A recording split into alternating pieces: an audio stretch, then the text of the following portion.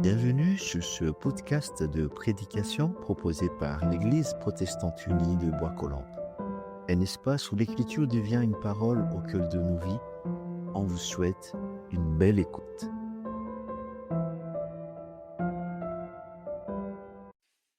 Nous lisons dans l'Évangile selon Matthieu, c'est au chapitre 21, les versets 28 à 31. Il est encore question du vrai groupe. Jésus dit, « Quel est votre avis ? Un homme avait 2 enfants. Il s'approche du premier et dit, « Enfant, va aujourd'hui œuvrer dans la vigne. » Il répond et dit, « Je ne veux pas. » Après, il regrette et il s'en va. Il s'approche de l'autre et il lui dit de même. Il répond et dit, « Moi, oui, Seigneur. » Et il ne s'en va pas. Lequel des 2 a fait la volonté du Père? Ils lui disent, « Le premier. » Jésus leur dit, « Amen, je vous dis, les taxateurs et les prostituées vous précéderont au royaume de Dieu. » Seigneur, ta parole est vérité. Guide-nous et sanctifie-nous dans ta vérité. Amen.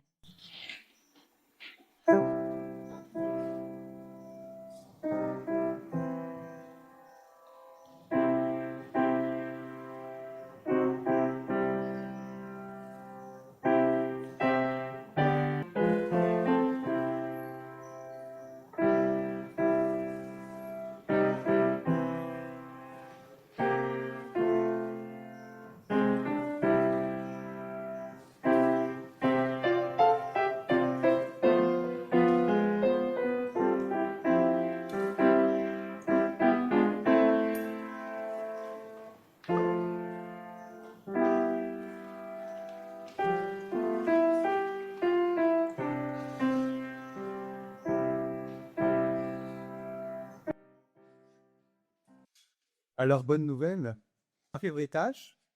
Les années bissextiles, je jouerai le rôle du premier enfant. Je dirai non aux demandes avant de changer d'avis et d'aller travailler. Et Gwyneth aura le rôle du deuxième, elle dira oui, mais elle le laissera faire. Ça sera les années bissextiles. Et puis les autres années, on inversera, ça sera le premier enfant. C'est important de confondre là répartition des tâches et répartition des rôles des fois. Parce que tu vois, être le premier ou le second enfant, c'est jouer un rôle en fait. Bon, correction sémantique passée. Pourquoi? Parce que les années bissextiles sont les années des JO d'été. Alors, si ça me donne le droit de dire haut et fort que je vais faire quelque chose et que en fait je vais la couler douce devant l'athlé ou la natation, je suis d'accord. On va trouver autre chose. D'abord parce qu'il ne faudrait pas que Gwen se laisse couler non plus. Et puis moi, je peux travailler un peu plus qu'une année sur 4. Mais plus sérieusement, est-ce que vous ne la trouvez pas un peu faiblarde, cette parabole des 2 enfants? Est-ce qu'on a vraiment besoin que Jésus nous raconte une histoire pour réaliser que c'est mieux de dire non et finalement d'y aller plutôt que de dire oui et finalement ne rien faire? Surtout qu'on s'est tous déjà retrouvés dans la situation du premier enfant à dire non et à y aller, ou du deuxième à dire oui, oui et ne pas le faire. Je disais encore hier à mon épouse, ça va, je t'ai dit que je changerais l'ampoule de la salle de bain, c'est pas la peine de revenir me le demander tous les 3 mois. Un peu 3 mois. Il te laisse 3 jours pour changer ton ampoule de salle de bain. Et encore plus souvent, peut-être, à se retrouver dans le rôle du père. Parce que toutes et tous, on s'est retrouvés devant des gens qui ne peuvent pas s'empêcher de râler avant de faire les choses, et devant des gens qui disent oui, oui, et qui font rien. Je ne sais pas si ça vous rappelle quelque chose. Pourquoi tu m'as regardé comme ça, là? Moi, jamais je râle, non, non, enfin, pas souvent. Disons, pas plus de 4 à 5 fois par jour. Par heure? Non, non, non, par heure, Penny. J'ai pas le temps de râler autant. Enfin, d'accord. Ouais, enfin, qui me fait peur quand même, parce que je pensais pas à toi, là. Bon, passons. Revenons à l'ado de 14 ans, vous le voyez bien, vous le visualisez, qui dit « J'arrive ». Oui, oui, je préviendrai quand je rentrerai. Oui, je vais mettre le couvert. Oui, je vais essayer d'être plus sympa quand je parle. Et dans les fêtes, que nenni. Ça, c'est bien connu de tous et de toutes. Hein. Ah. Tout comme on connaît bien aussi le même ado, toujours de 14 ans, qui dit: «Je veux pas bosser pour le collège, je veux pas aller avec vous, je veux pas faire ci, je veux pas faire ça». Tu vois? Je crois que ce qui m'agace le moins, bah, c'est tout de même quand on me dit en premier: «Je veux pas», ou en langage plus correct: «Je ne veux pas, je l'ai tendre». Parce qu'il y a quelque chose de l'expression de la volonté que je trouve toujours fort, même si des fois ça m'agace. Un peu comme si ça sortait de ce qui habite profondément de la personne.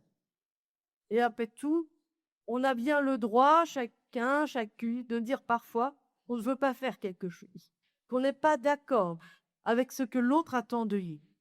Et tu sais quoi, vous savez quoi? Même avec Dieu, on a le droit d'être en désaccord avec sa volonté. Ah tiens, toi aussi, quand on te parle de volonté d'un père dans une parabole, tu penses volonté de Dieu. Ça m'arrive. Je me demande d'où ça nous vient. N'empêche qu'avant d'arriver à la volonté de Dieu, on pourrait s'arrêter un peu au père de la parabole. C'est quoi sa volonté? Alors là, je crois qu'on touche à une vraie question. Parce que Père ou Dieu, ce qui compte, ce n'est pas de faire l'amalgame entre les deux, mais éventuellement de trouver des convergences, des parallèles, des comparaisons. C'est bien l'idée d'une parabole. Mais tu vois, la volonté du Père, on ne la connaît pas vraiment dans cette histoire. On sait bien ce qu'il demande.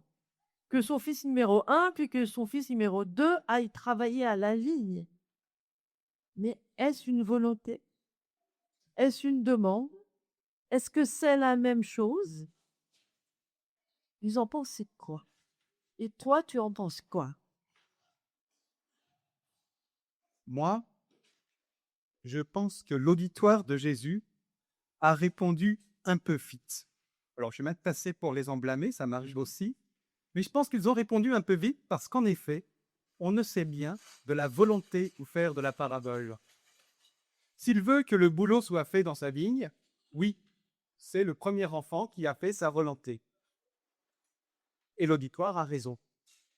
Mais s'il veut que ses enfants l'appellent Seigneur, alors c'est le deuxième qui a fait sa volonté. Ça arrive de des parents ayant dit que leurs enfants l'appellent Seigneur. Moi, j'ai annoncé depuis très longtemps. Et puis, s'il veut des enfants qui obéissent, qui disent oui, qui obéissent, ou simplement s'il veut engager un dialogue, eh bien, sa volonté n'est pas faite, tout simplement. La parabole devient intéressante là parce qu'elle nous fait réfléchir sur notre volonté, sur nos demandes et sur l'écart qu'il y a parfois entre les deux. Par exemple, des fois, derrière ma demande, et notamment quand ça s'adresse à des ados, il y a je préférerais ne pas avoir à demander. Et des fois, au contraire, je préfère qu'on me laisse le temps de demander plutôt que de faire ce qu'on pense être ma volonté. Et puis des fois, même quand je demande, je ne sais pas exactement ce que je veux. Lui qui va t'amuser. Et c'est peut-être aussi qu'il peut y avoir derrière une même demande des volontés différentes selon la personne à laquelle on s'adresse. Et puisque la vigne, c'est traditionnellement le symbole du peuple de Dieu dans la Bible, peut-être que ça nous emmène à questionner nos engagements au service de ce peuple. Qu'est-ce qui nous est demandé à nous tels que nous sommes? Qu'est-ce que nous pouvons entendre selon notre position, selon notre rôle? J'aime énormément que nous puissions exprimer une volonté qui puisse refuser, dire non, je ne suis pas prêt, je ne suis pas prête. Non, j'y comprends rien. Et d'ailleurs, le premier fils, il ne parle pas de Seigneur. Alors, qu'a-t-il compris à la demande même, sinon du travail, de l'engagement? Quant au deuxième, il a l'air d'être un peu plus préparé. Il a compris certaines choses, mais il ne bouge pas.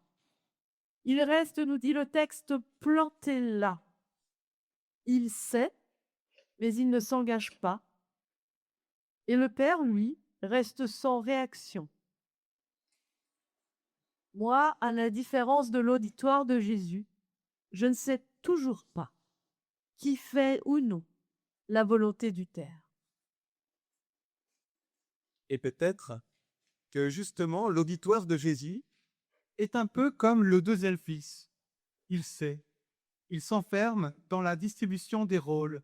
Le Père, c'est le patron, c'est celui à qui il faut dire Seigneur, c'est celui à qui il faut faire des courbettes parce que c'est ça, sa volonté, encore plus que l'engagement. Ce qui est amusant, c'est qu'en répondant c'est le premier, l'auditoire se comporte comme le second enfant. Il ne questionne pas la question de Jésus, il reste à la surface. Or, les comparaisons, les convergences d'une parabole nous aident à nous interroger, à ne pas nous limiter aux évidences. Quand Jésus pose une question, des fois, c'est bien de se demander, de ne pas aller tout de suite à la réponse la plus évidente. Par exemple, de ne pas rester à l'idée qu'il y aurait un bon fils et un mauvais. Le premier fils, lui, il s'interroge, comme tu dis, sur ce qu'on lui demande, mais aussi il s'interroge sur ce qu'il veut faire. Et il répond, je ne veux pas. Il ne connaît pas la volonté du Père, mais face à sa demande, il connaît la sienne. Ça me touche énormément que cette volonté du premier fils soit respectée. C'est un peu comme si en laissant du temps, en ne le forçant pas, en se retirant, le Père permettait à son fils de devenir lui-même, de prendre ses responsabilités, de bouger de son endroit, de s'en aller, comme dit le texte. Comme si le Père laissait se produire un mouvement, une dynamique de vie. Comme si, en fait, la vie se trouvait exactement dans cette capacité au déplacement. Ne pas rester enfermé, ne pas rester fixe, mais oser un pas qui nous déplace de notre propre volonté. Tiens, je le dis souvent aux futurs prédicateurs, aux catéchètes et aussi aux catés, aux paroissiens, qu'il est important de partir du texte dans les deux sens du terme. Partir du texte, c'est-à-dire se baser sur le texte, et aussi partir du texte pour dire s'éloigner du texte, ne pas rester collé dans le texte. Et c'est comme ça qu'il comprend ce qui se passe pour le fils aîné. Oui, c'est quelque chose comme ça. Un point de départ, une origine qui constitue, qui permet de s'appuyer sur du solide, un sol costaud, tu vois. Et comme c'est stable sous les pieds, alors on peut avancer. Donc on peut s'éloigner. Et c'est bien en s'éloignant, en marchant, en traçant un chemin qu'on est soi-même. Et d'ailleurs, tu sais quoi? C'est bien un chemin que vit Jésus pour aller de rencontre en rencontre. Et c'est aussi en chemin qu'il se révèle aux autres en entrant en relation avec eux, qui ne sont pas son origine, mais à chaque fois un nouvel horizon. Oui, et moi aussi, ça me touche, cette volonté du Fils, cette peut-être volonté du Père, parce que c'est comme ça, je crois, que nous pouvons entrer en relation véritable, en n'enfermant pas l'autre dans ses demandes, ni mettre dans ce que nous croyons être sa volonté, mais en ne nous enfermant pas non plus dans notre volonté première, en acceptant de l'interroger. Qu'est-ce que je veux vraiment? Et éventuellement en déplaçant notre volonté. Oui, je crois bien que Jésus essaie de nous dire quelque chose comme ça.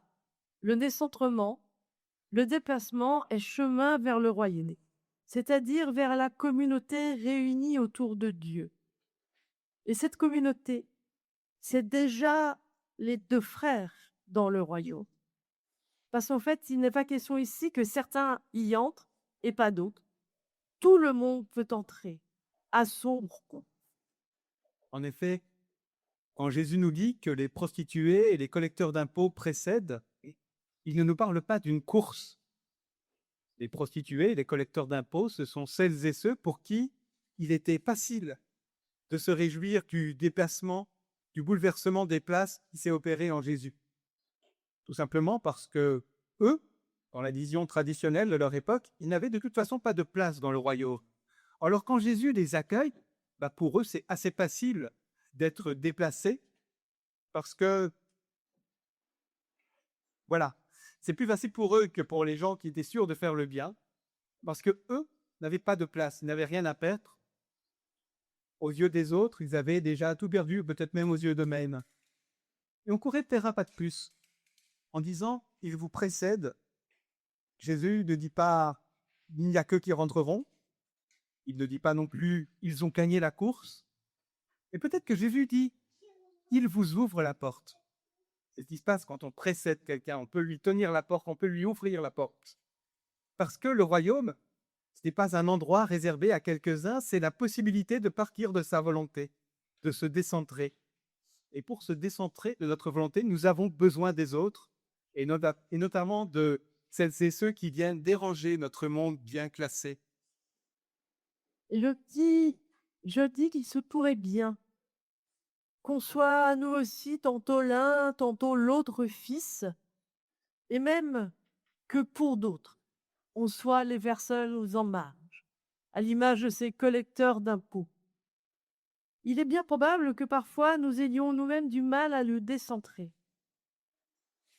Tu vois, juste une fois de temps en temps, une fois tous les 4 ans par exemple, comme les années bissextiles, essayer le décentrement. Les années bissextiles vont tenir un grand rôle dans les prochaines années. Mais il se pourrait en effet que dans cette histoire, il y ait encore une place pour un autre enfant, un fils ou une fille qui nous ressemble un peu plus. Un fils ou une fille qui hésite, qui veut, qui résiste. Oui, ça serait chouette qu'il y ait cette enfance troisième qui met de la nuance et qui ouvre un dialogue avec le père. Un enfant qui ose dire « je ne veux pas, mais peut-être que je n'ai pas bien compris ta demande ». Un enfant qui le lendemain dirait « oui, compte sur moi », et puis qui finalement résisterait, rentrerait « oui, mais quand même ». Et alors le père viendrait discuter avec lui de tout, de rien, de la volonté de chacun. Et surtout de la liberté qu'il est heureux de le voir avoir, de la voir vivre. Et cet enfant, je crois bien qu'il existe. Et si son histoire n'est pas racontée, c'est parce qu'elle est personnelle et qu'elle n'est pas unique. C'est l'histoire de tous les croyants, de toutes les croyantes, des personnes qui sont là ce matin réunies. Oui, mais cette histoire, elle ne tiendrait pas dans un livre. Non, mais c'est plus beau que ça encore, parce qu'elles tiennent dans l'Église. Et plus encore, elle sombre l'Église, et l'Église à travers le temps. Oui, à travers tout le temps, sans exception, même les années bissextiles. Même pendant les JO d'été. Oui, même pendant les JO d'été. Attends, je réfléchis. Bon, dans l'athlète, je suis pas sûre. Ouais, tu t'arrêtes. Ma sœur, mon frère, tu peux tuer ce troisième enfant. Celui ou celle qui résiste parfois. Celle ou celui qui essaye de voir plus loin que la demande. Celui ou celle qui a assez confiance pour rentrer en dialogue avec le Père.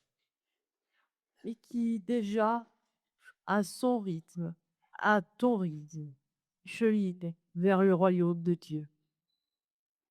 Amen.